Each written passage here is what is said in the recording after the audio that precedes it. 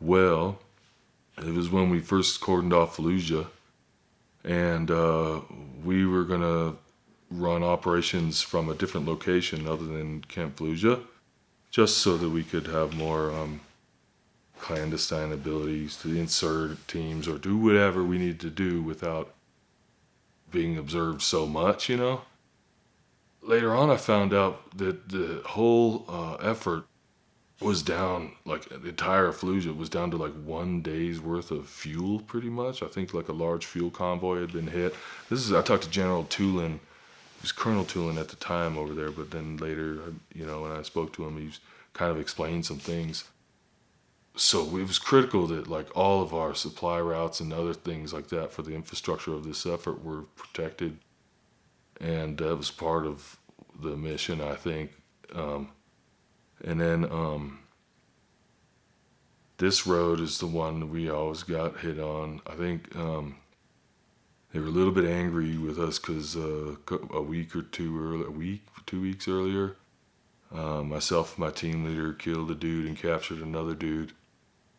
And it's not that big of a city, so, and we have certain way we rolled out, so they knew who we were. So I think they waited for us this day to ambush us specifically because so many other units or Marines had gone past this point with nothing. We were originally supposed to step off early in the morning, but for some reason or another, it didn't happen until maybe 10 or 11.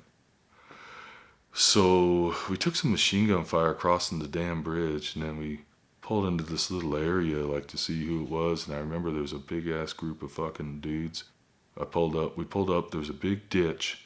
So we were basically in the middle of this field like sitting ducks, like dummies, sort of.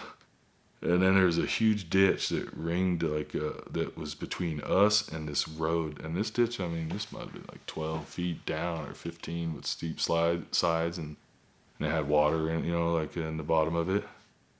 Who knows how deep, 3-4 feet maybe.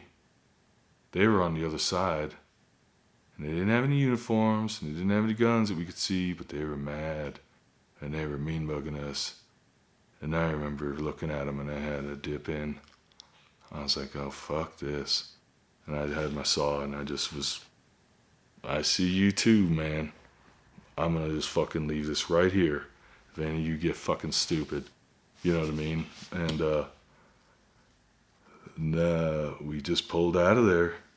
And of course, those are the fucking part of the group that ambushed us.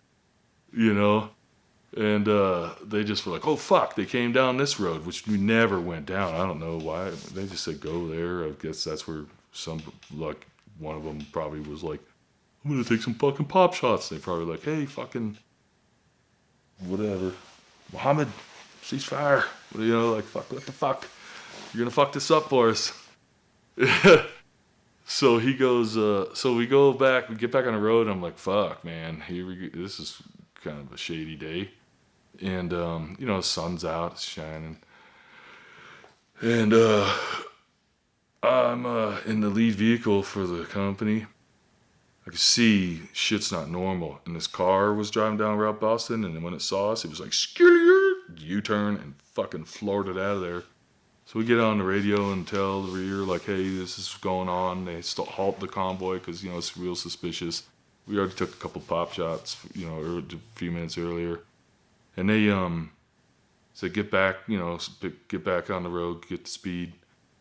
So we get back up, and then I stopped the convoy again because it's like, hey, I'm for real, we're about to get fucking ambushed. They're like, nah, just fucking keep going.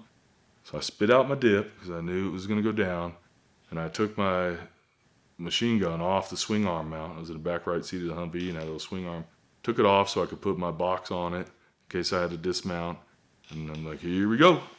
And so we started taking fire from the right side. And I, grabbed the radio handset. And I'm like, fucking contact right.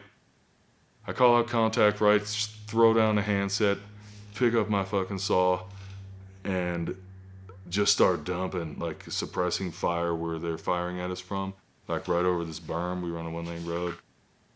All of a sudden, it was just like fucking the whole world opened up on us, and we were fucking stuck in the kill zone. And bullets were whizzing by and snapping by. And when a bullet comes by your face or your head, it makes like a loud, you get that loud snap, like, oh fuck, that one was close, you know what I mean? And they were hitting my little door. We were in up armored and fucking snapping by. I thought my ARTO, or, uh, I thought he had for sure been shot in the fucking face or something, because if they were missing me and coming in the vehicle, they must have hit him. Nope. It was like some Pulp Fiction shit, you know what I mean? Like, what the fuck, And, but, what the Marine Corps teaches, like in a close ambush, you have to assault through. Fuck, that's true. And that's kind of fucked up place to be in, where you're just fucked. So I thought I was going to get shot in the face for sure. But I had to be gunning. Like, I had to be returning fire, because we were, at least there was a chance there.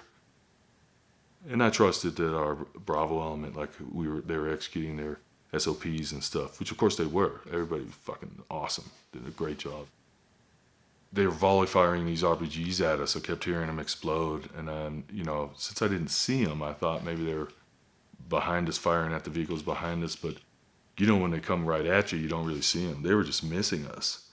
And I went to fucking suppress where they were firing them from, or where there was also some machine gun fire coming from, like about our 1 o'clock. And my machine gun barrel was like right about an inch over my team, Eric's fucking barrel of his M4. He was like engaging some dudes, and I didn't want to shoot it out of his hand, so I was like, I'll come back to that. And I went back over here and started shooting at these dudes behind this barn that were firing at us, and that's when that RPG hit me.